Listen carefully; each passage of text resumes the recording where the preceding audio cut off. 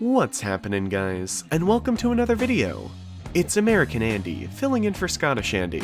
The Brothers of Destruction are one of the WWE's longest-running institutions, with The Undertaker just passing his 29th anniversary in the company, and Kane going 22 years strong at this point. We thought now would be a good time to look at their Kayfabe backstory.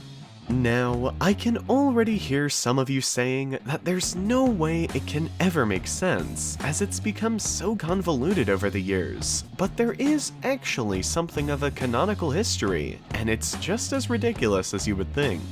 Much of the information in this video comes from the official graphic novel Undertaker, Rise of the Dead Man, and the WWE's book Journey into Darkness, The Unauthorized History of Kane, with the remainder being filled in by what we've seen on WWE TV over the years, including some of the greatest promos of all time from 1997's Maniac Preacher Paul Bearer character.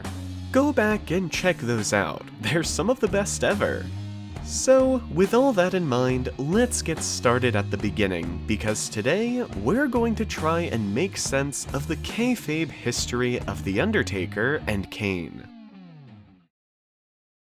Picture, if you will, a funeral home in late 1960s Death Valley. Two young brothers spend their days doing work on their family ranch, fishing, and helping out their father at his mortuary.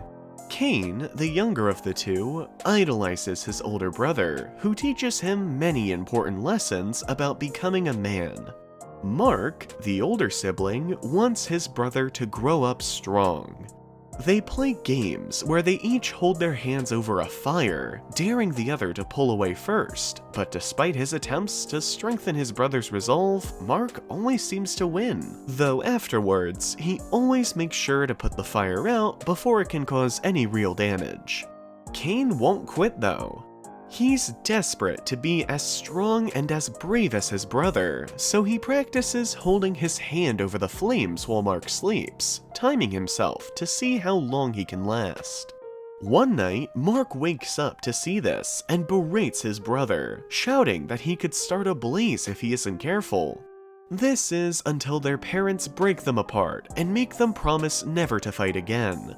It all does no good though, because one night, while Mark is out chopping firewood, Kane accidentally burns the house down while his parents are asleep in the next room. All three of them die, or so we think. 5 years later, Mark is now a man and working for a mortician named Paul Bearer, a former employee of his father who adopted him after the disaster. One day, when local thugs try to shake down Bearer, Mark fights them off, making his adopted father realize that he has something special on his hands. Bearer starts him out training and quickly signs him up to underground fight clubs. Here, Mark finds an outlet, finally able to release the rage he feels for the loss of his family, particularly his younger brother, who he was so close to.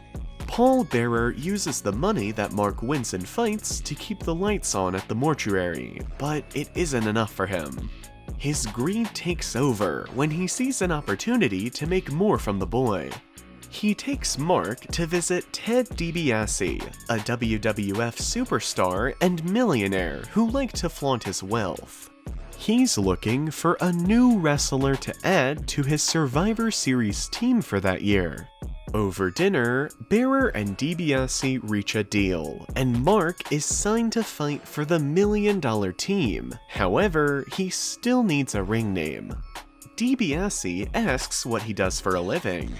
When Mark tells him he works at the mortuary, DiBiase decides to christen him with a name he would keep for the rest of his career, The Undertaker. While all this is going on, Paul Bearer has another secret.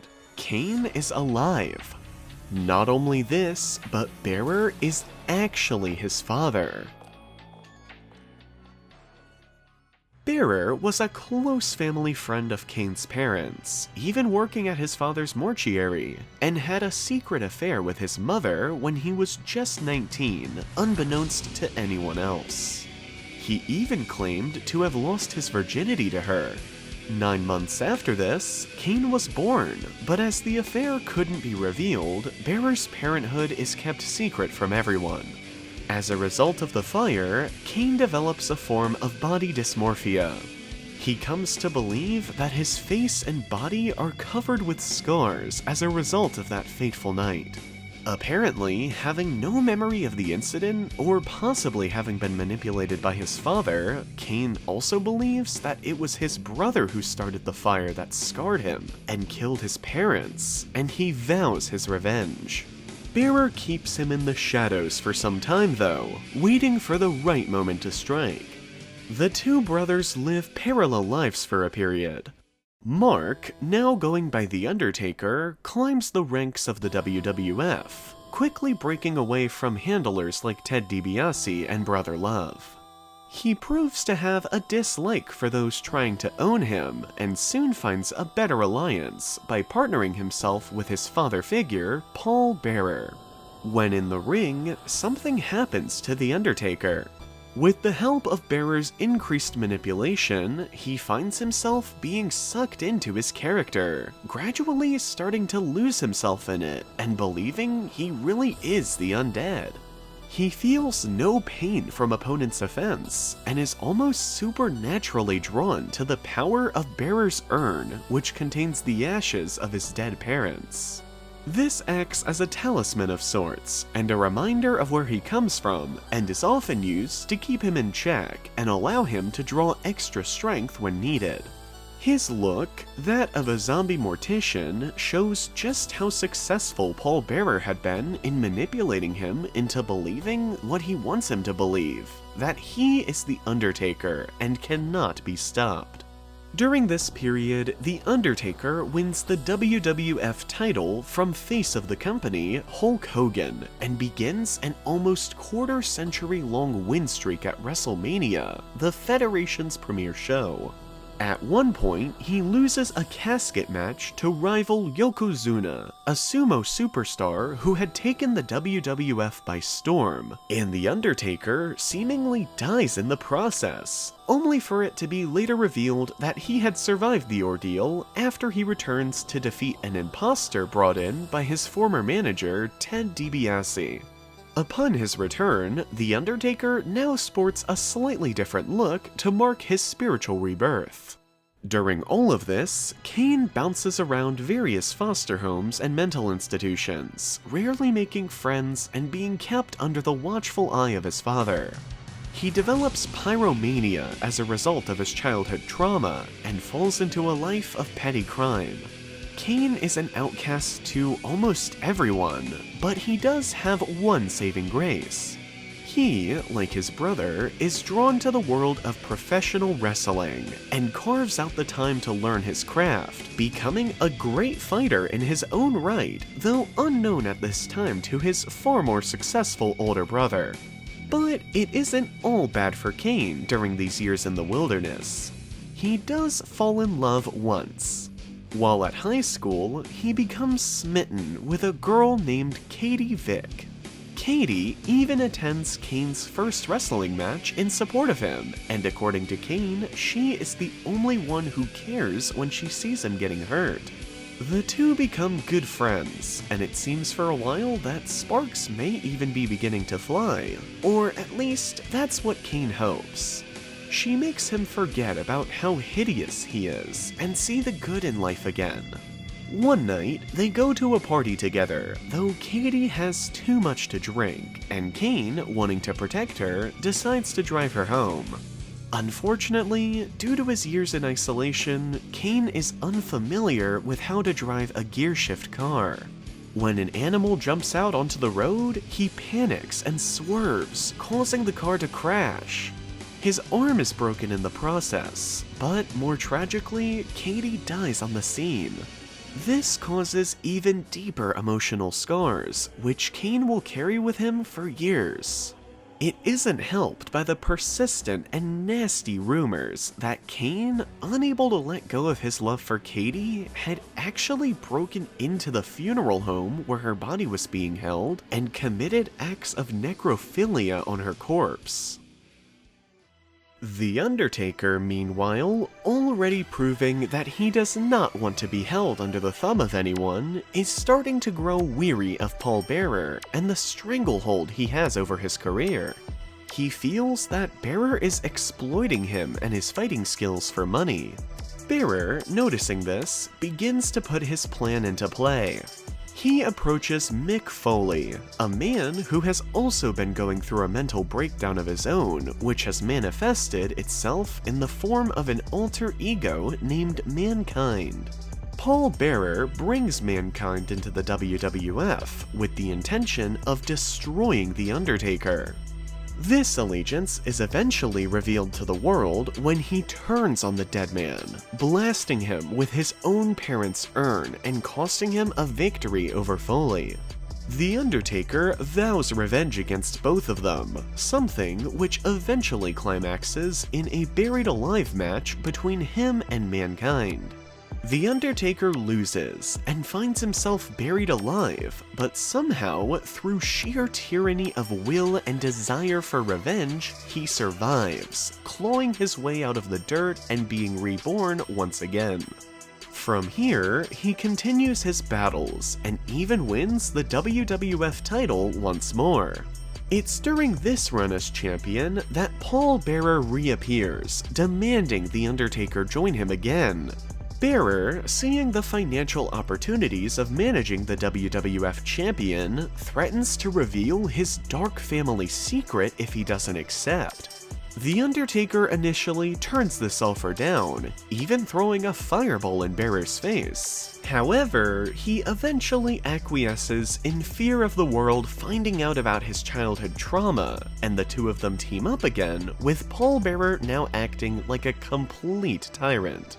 The Undertaker tries to make it work, but can only take his new manager for so long.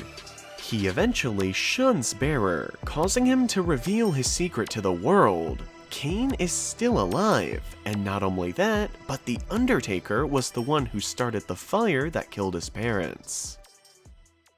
The Undertaker denies these accusations and continues on, but it has a strong effect on both his psyche and his performance. He loses the WWF title, and from there, enter into a blood feud with new face of the company, Shawn Michaels, which ends in the very first Hell in a Cell match. A match that is also for the #1 contendership of that same title The Undertaker had recently lost. Paul Bearer sees this opportunity. At the end of the match, a bloody and savage war, the likes of which fans have never been seen on WWF television before, he hits The Undertaker where it hurt the most. Just as the Phenom is about to win the fight, the lights go out and a now familiar organ sound starts up, signaling the introduction of Kane to the world. He purposefully walks down the aisle with his father in tow, tearing the cell door off its hinges and laying his brother out with his own finishing move, the Tombstone Piledriver, costing him the match and his championship opportunity. Afterwards, The Undertaker privately visits Kane and tries to explain to him that his father is using him. He asks Kane to join him instead, as they had been joined together as children. They could rule the WWF as the Brothers of Destruction, he reasons. Kane, however, will hear none of this. He believes that his father is telling the truth, and that his brother killed his parents and almost killed him in turn. He can never forgive him. On television, Paul Bearer challenges The Undertaker to fight his brother one-on-one, but he refuses, telling the world he can never fight his own flesh and blood. This had been the wish of his parents before their death. This causes Kane to go on a rampage throughout the WWF, taking out the likes of Mankind and Vader, both former protégés of Bearer who now served no use for him. But despite this, for a brief moment, it looks as though there may be hope on the horizon. Kane rescues his brother from an attack by the DOA, a motorcycle gang turned wrestling faction, and it looks like they will be reunited. However, this is quickly revealed to be a ruse when Kane costs his brother yet another match with Shawn Michaels. After the match, he chokeslams The Undertaker into a casket, then sets it on fire with him inside. Crew members rush to douse the flames and save The Undertaker, but upon opening the casket, they find it empty. It seems the dead man has lived up to his reputation and cheated death once again.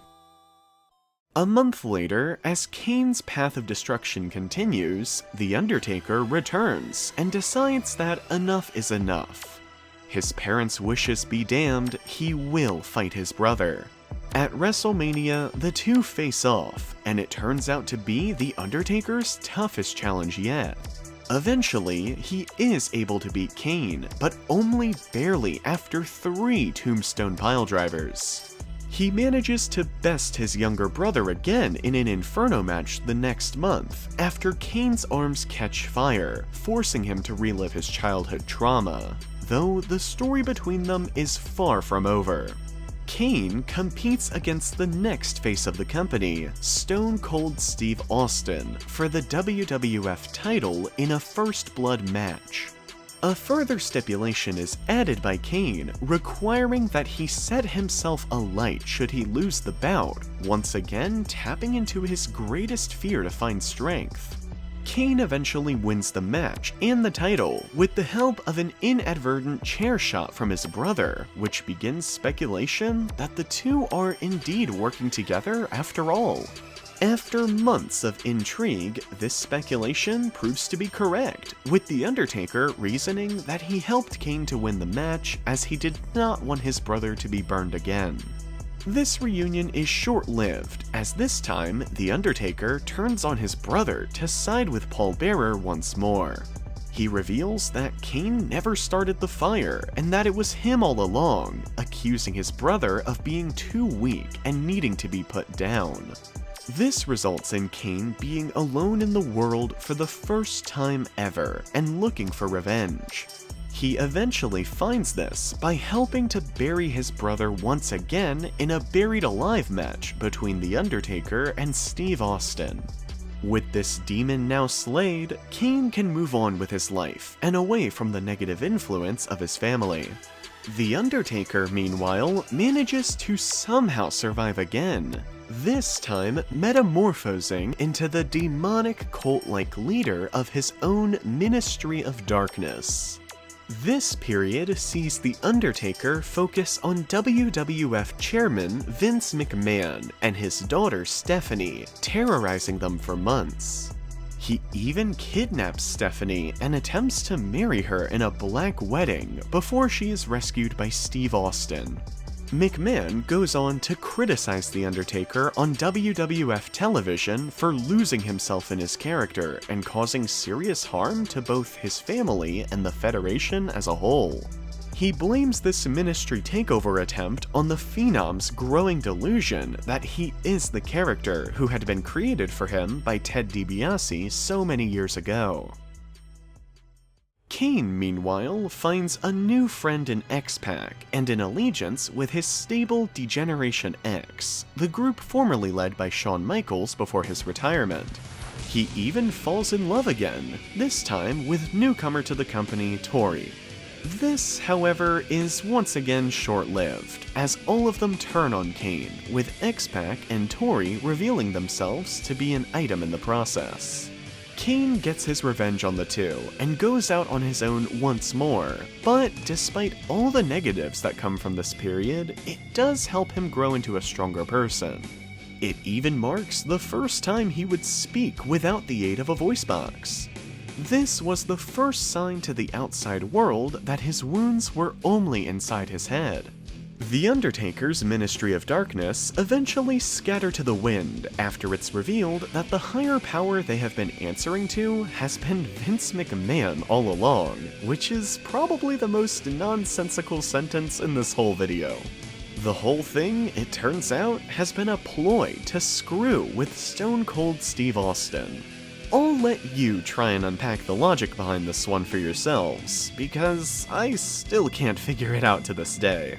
The Undertaker briefly teams with The Big Show, a 7'2" monster who alleges to be the son of the late Andre the Giant, before walking out on the WWF after refusing to fight D-Generation X's Triple H in a casket match, something which isn't helped by a groin tear he's suffering from at the time. One thing is for sure though, no one is prepared for what will come next. At the Judgment Day pay-per-view in 2000, after a series of strange vignettes had aired in the weeks leading up, The Undertaker returns to destroy the McMahons, though he now looks very different. He shuns his previous deadman garb in favor of a biker aesthetic, even going as far as to ride his motorcycle down to the ring. The Undertaker, it seems, has finally shaken off the demons of his past, and has rid himself of the manipulative Paul Bearer once and for all, showing his real self to the fans for the first time. His personality changes, with him now cutting promos like a regular person and altering his moveset. This results in him dominating the company. While this is happening, Kane is also going from strength to strength, and the two eventually mend fences and reunite as the Brothers of Destruction in early 2001, destroying all comers until they're separated by the draft, Kane being moved to the Raw brand while The Undertaker eventually became exclusive to SmackDown following a brief undisputed world title run. It's during this period, where the WWF morphs into the WWE, that Kane goes through his hardest times yet. The death of Katie Vick is revealed to the world by Triple H, and the rumors of necrophilia are once again brought up. Triple H even goes as far as to recreate the alleged incident by wearing Kane's mask and making love to a mannequin inside a casket at a funeral home. Yes, that really happened, and just for the record, it happened while a real funeral was taking place in the next room. I swear I'm not making that last part up.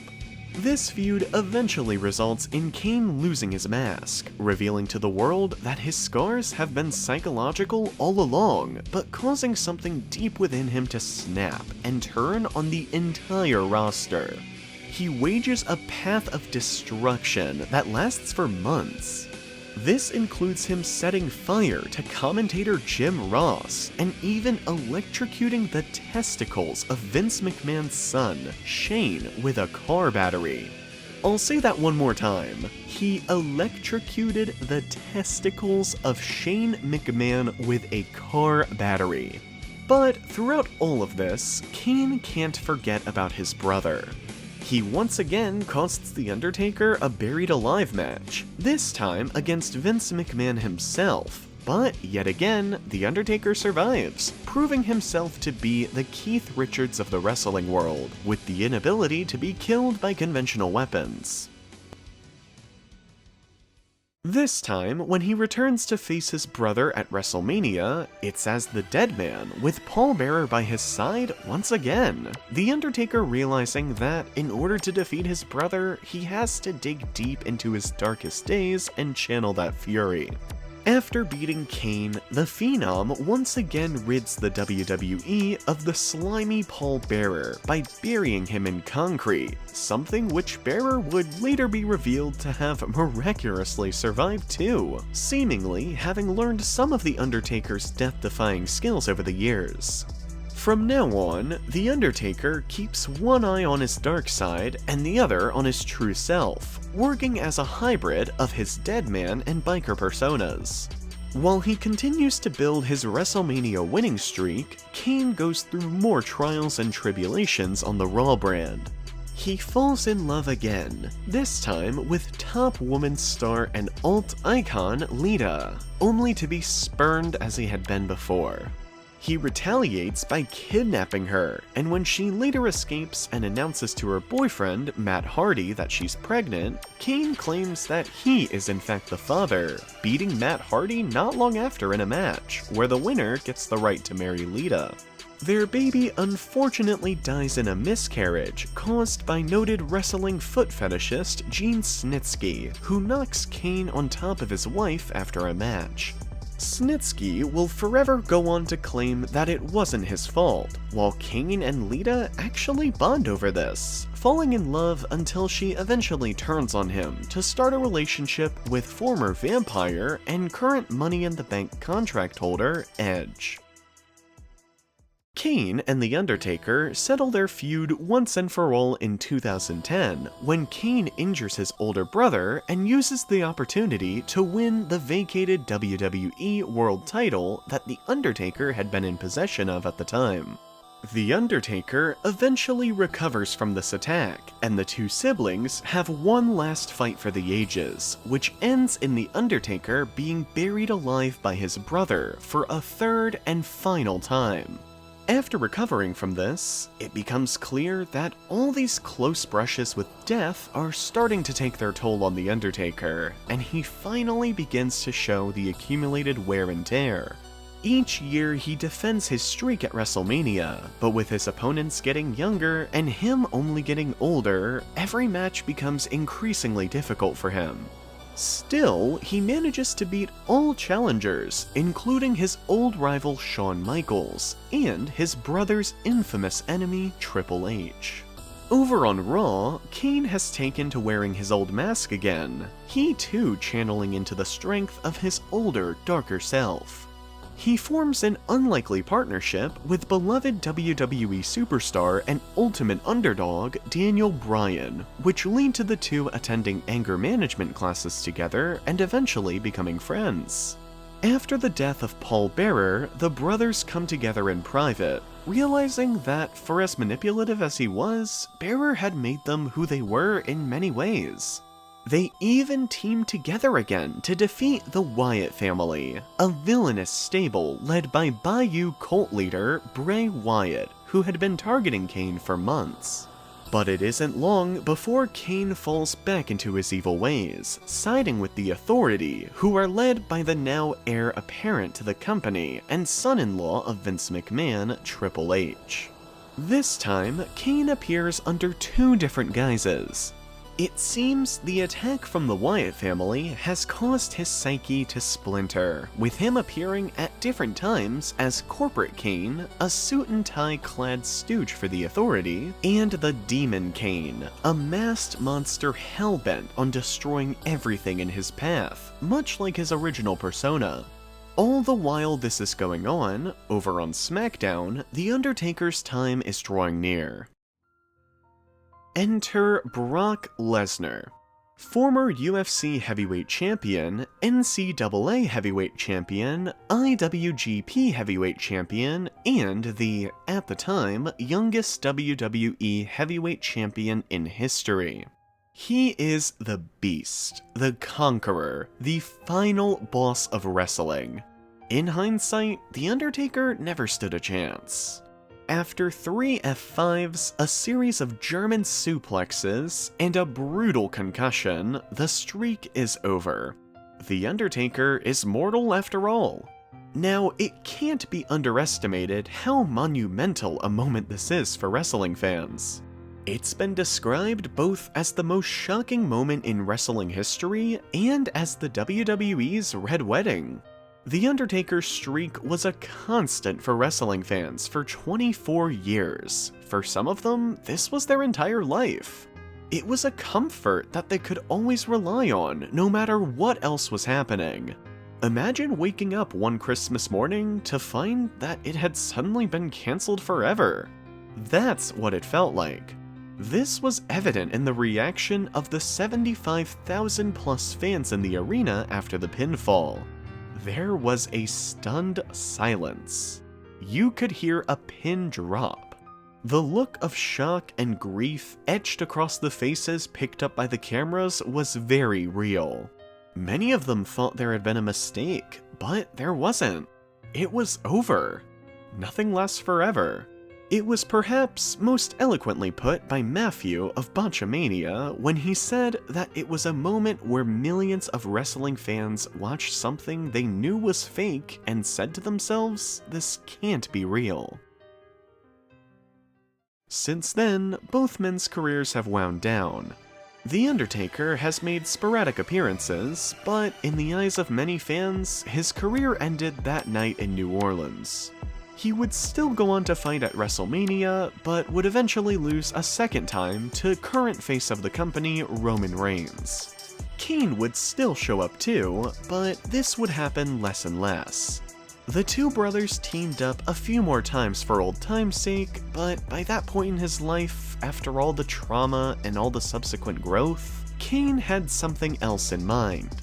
Kane, who had at some point in the past discovered that his birth name was Glenn Jacobs, decided to run for mayor of Knox County, Tennessee in 2018. And in a strange turn-up for the books, considering his history of kidnapping, grievous bodily harm, pyromania, and attempted murder, he would win, still holding the position of mayor to this day. The Undertaker had recently felt more comfortable returning to his real self, and has let the dead man side of his personality go more and more, talking about his private life and sharing memories with old rival Steve Austin on the Rattlesnakes podcast. His last in-ring appearance to date was when he teamed up with Roman Reigns to defeat Shane McMahon and Drew McIntyre in the summer of 2019. Is this the end of the road for the Brothers of Destruction? Has 2 decades of domination finally come to a close? One thing we can be sure of in wrestling is that we can never say never. These two have seen so many different eras come and go, remaining a constant through-line for fans, so it will be sad to see them both eventually hang it up. But I wouldn't be surprised if we saw the two warring brothers have one last clash before it's all said and done. Just no more necrophilia and miscarriage angles, please, okay guys? Well guys, what did you think of the video? Let us know in the comments below. Don't forget to stunner that like button, subscribe to the channel if you haven't already, as well as follow Wrestle with Andy on Instagram and Twitter. Thanks for watching, guys, and we'll catch you in the next one.